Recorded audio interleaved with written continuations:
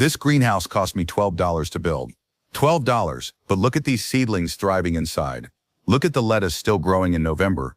Look at how the temperature stays 20 degrees warmer than outside.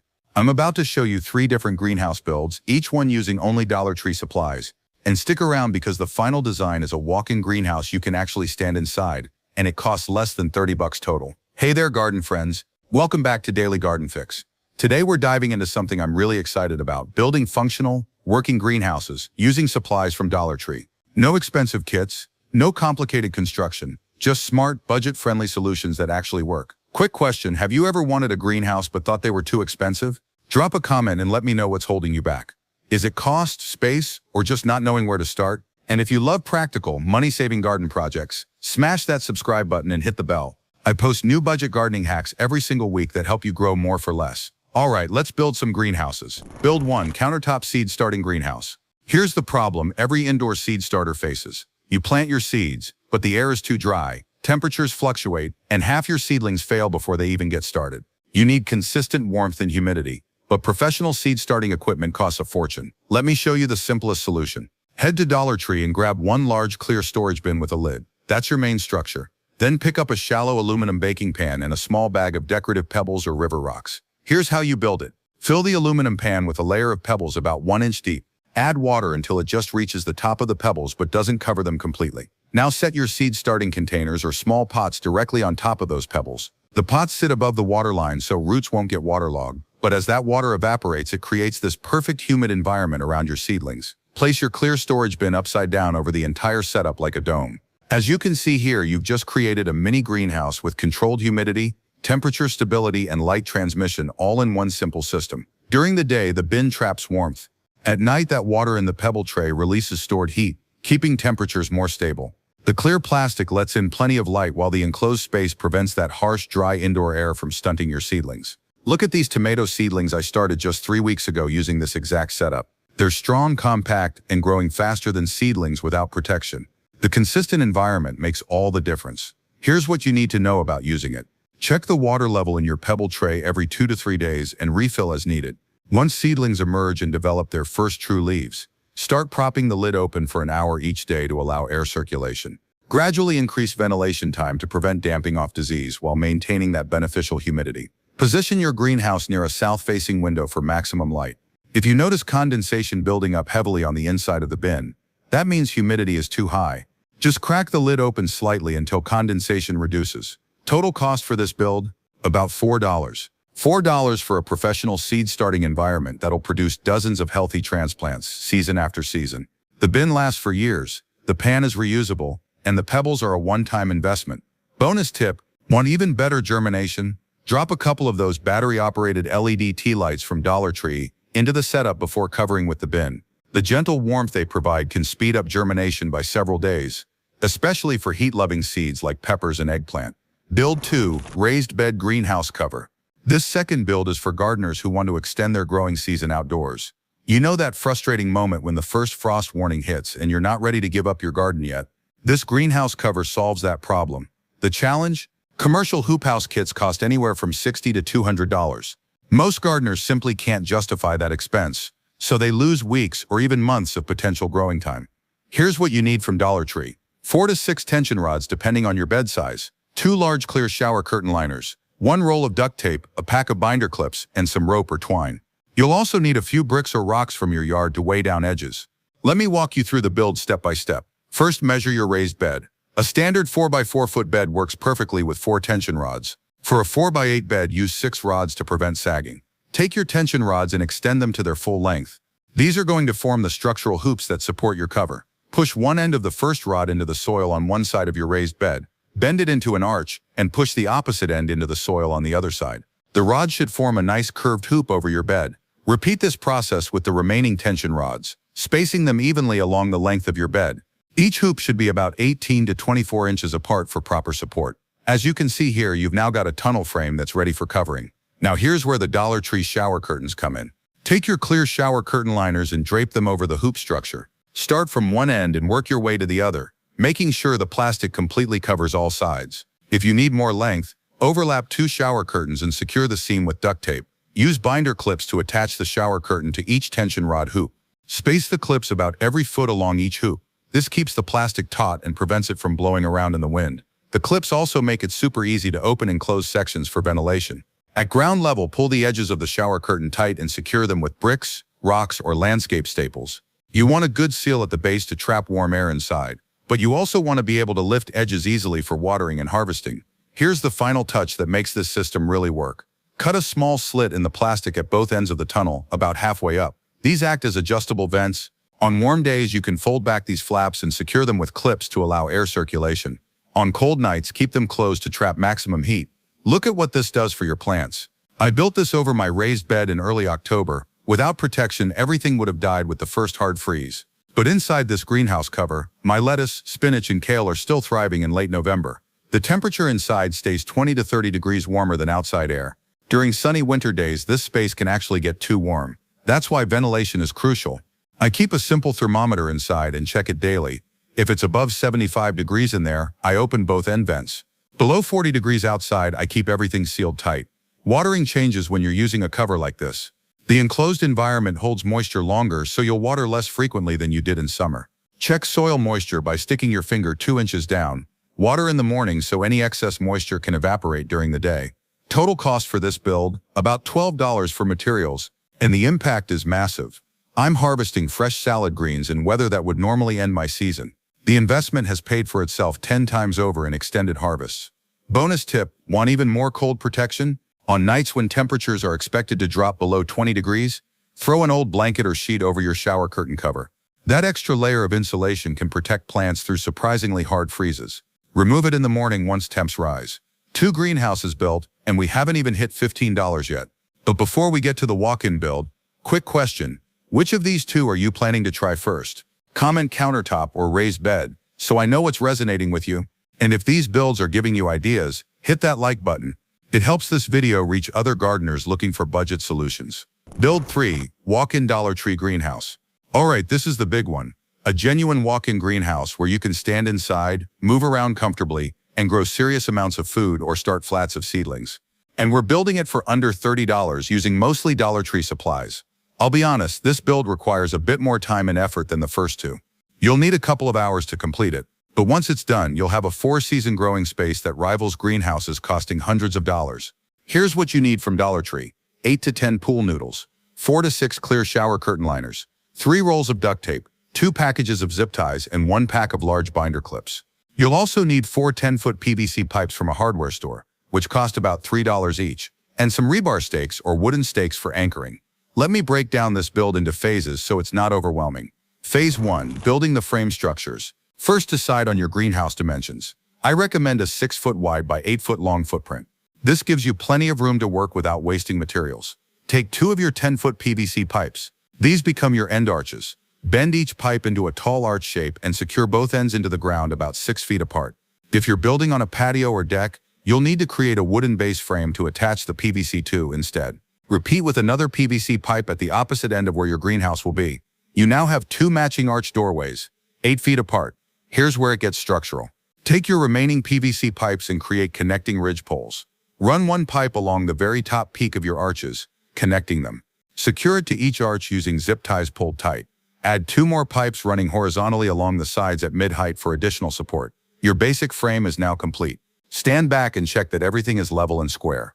Adjust as needed before moving to the next phase. Phase 2, the pool noodle protection system. This step is crucial, and it's what makes Dollar Tree builds work long-term. Take your pool noodles and cut them lengthwise down one side so they open up like a split tube. Now slide these open pool noodles onto every piece of PVC pipe that will be touching your plastic covering.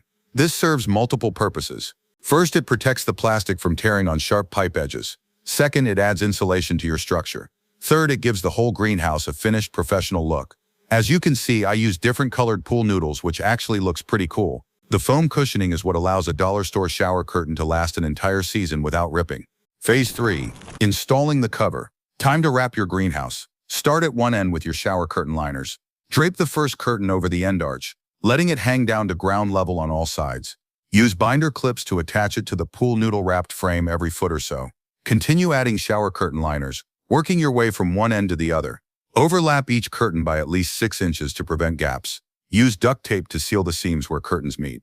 Apply tape both inside and outside for maximum weather tightness. Here's a critical step, creating your door. On one end of the greenhouse, leave one section of plastic unattached at the bottom. This becomes your entry point.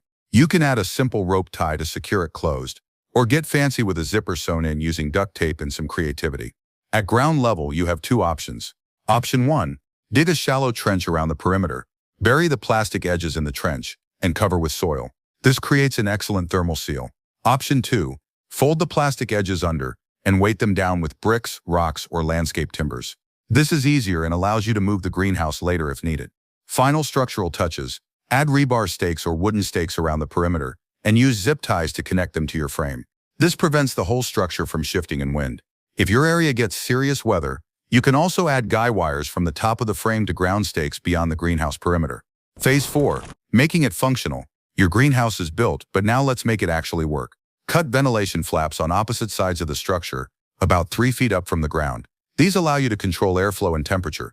Inside, create pathways using boards or stepping stones so you're not compacting soil. Add shelving using more Dollar Tree supplies if you want vertical growing space.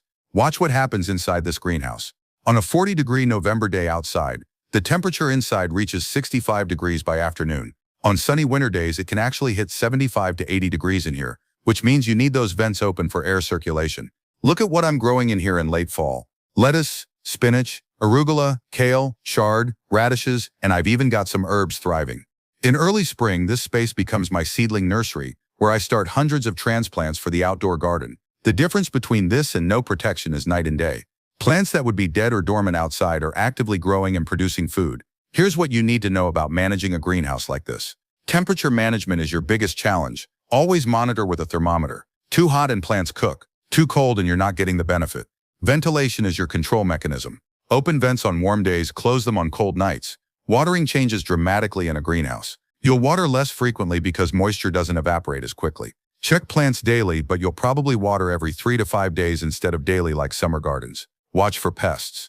The protected environment is heaven for aphids and whiteflies. Inspect plants weekly and address problems immediately. The good news, you can use organic controls in an enclosed space very effectively. Total cost breakdown. Pool noodles $9, shower curtains $7, duct tape and zip ties $4, PVC pipes $12, miscellaneous supplies $3, total $35 for a walk-in greenhouse that'll last multiple seasons and produce year-round food. Compare that to a 6x8 greenhouse kit from a garden center, which starts around $400 minimum.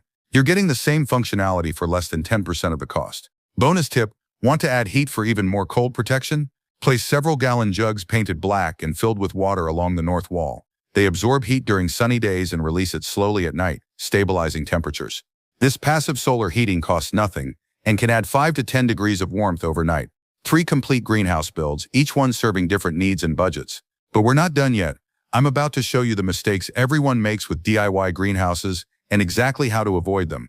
Plus, I'll share my best tricks for what to actually grow in each type. Stay with me. Let me save you from the mistakes I made when I first started building Dollar Tree greenhouses. These are lessons learned the hard way. Mistake number 1, not providing enough ventilation. This is the biggest greenhouse killer. On sunny days, even cold sunny days, temperatures inside a sealed greenhouse skyrocket. I've seen 40-degree outside temps create 90-degree conditions inside. That'll cook your plants fast. The solution? Always build in adjustable ventilation. Flaps you can open and close, doors you can prop, sections you can roll up. Monitor temperature daily and adjust accordingly. When in doubt, ventilate more than you think you need to. Mistake number 2, forgetting about wind. Your first windstorm will teach you this lesson if you don't learn it first. Lightweight structures catch wind like sails.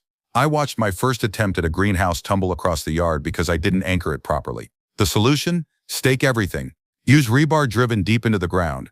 Add guy wires on taller structures. Weight down edges heavily. Overbuilding your anchoring system is better than watching your greenhouse blow away. Mistake number 3, overwatering. This catches everyone. The protected environment holds moisture much longer than outdoor gardens. What worked in July doesn't work in November. Overwatering leads to root rot, fungal diseases, and plant death. The solution? Check soil moisture before watering.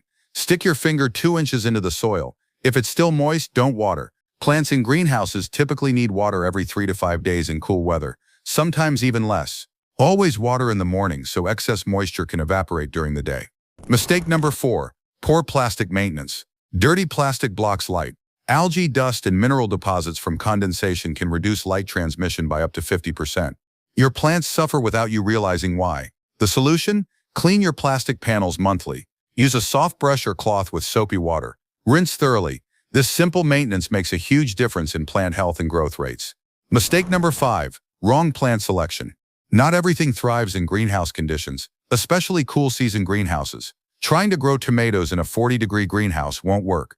Planting heat-sensitive lettuce in an unvented greenhouse in summer will fail. The solution? Match your plants to your greenhouse conditions. Cool season greenhouses are perfect for greens, brassicas, and root vegetables. Warm season greenhouses suit tomatoes, peppers, and cucumbers. Know your temperature ranges and choose accordingly. Mistake number 6. Ignoring pest buildup. Enclosed spaces are pest paradise. Aphids, whiteflies, and spider mites love greenhouse conditions. Without natural predators and weather to control them, populations explode. The solution? Inspect plants weekly. Address pest problems immediately when you spot them. Use organic controls like insecticidal soap. Some greenhouse gardeners introduce beneficial insects like ladybugs as natural pest control. Avoiding these 6 mistakes will save you more frustration than any other single thing you can do. Learn from my errors instead of making them yourself. What to grow in each greenhouse. 14 and 16. Let's talk specifically about what thrives in each of these greenhouse builds, because choosing the right plants makes all the difference. Countertop Seed-Starting Greenhouse. Best uses. This is your seed-starting powerhouse. Use it for starting transplants 6 to 8 weeks before your outdoor planting date. It's perfect for tomatoes, peppers, eggplant, herbs, and flowers that need a head start. The controlled environment means better germination rates and faster growth compared to windowsill starting without protection. I consistently see 70 to 90% germination in this setup versus 50% or less without it. You can also use this setup for propagating cuttings. The high humidity is perfect for rooting stems from herbs, houseplants, and some perennials. What not to grow? Anything that needs to reach maturity. This greenhouse doesn't have enough height or space for full-size plants. It's strictly for babies. Raised bed greenhouse cover. Best uses. This is your season extension champion. In fall, use it to keep growing cold-hardy crops weeks or months longer than unprotected beds. Lettuce, spinach, arugula, kale, chard, Asian greens, radishes, carrots, and beets all thrive under this protection. In spring, install your cover 4 to 6 weeks before your last frost date and start planting cold-tolerant crops early. You'll be harvesting while other gardeners are still waiting to plant. In winter, depending on your climate zone, this cover can keep hardy greens producing all season. I'm in Zone 7, and I harvest lettuce mix straight through winter using this exact setup. What not to grow? Heat-loving summer crops won't work here unless you're in a very cool climate using it as summer protection. The structure is also too low for tall crops like tomatoes or corn. Walk-in greenhouse. Best uses. This is your year-round growing space and seedling nursery combined. In fall and winter, grow massive amounts of cold-hardy greens, herbs, and root vegetables. The walk-in space means you can have multiple beds inside, maximizing production. In late winter through spring, transform it into a seedling factory. Start hundreds of transplants on shelves and tables inside. The protected environment means you can start gardening in February or March, even if there's snow outside. In summer, depending on your climate, you can either grow heat-loving crops like tomatoes and peppers to maturity, or in very hot climates, cover it with shade cloth and use it as a shade house for cool season crops. This greenhouse can also overwinter tender perennials, protect citrus trees in pots, or house a working potting bench where you do all your garden tasks in comfort regardless of weather. What not to grow? Space hogs that don't justify their footprint. Skip things like pumpkins, winter squash, or sprawling melons that need tons of room. Focus on high-value, space-efficient crops. Let me give you some advanced tips that'll take your DIY greenhouses from good to great. Tip number 1. Add reflective surfaces.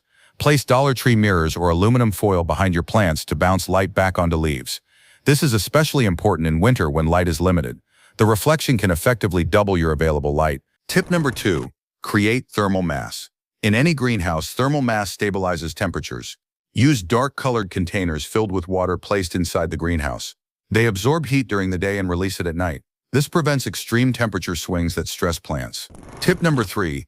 Layer your season extension. Combine techniques for extreme cold protection.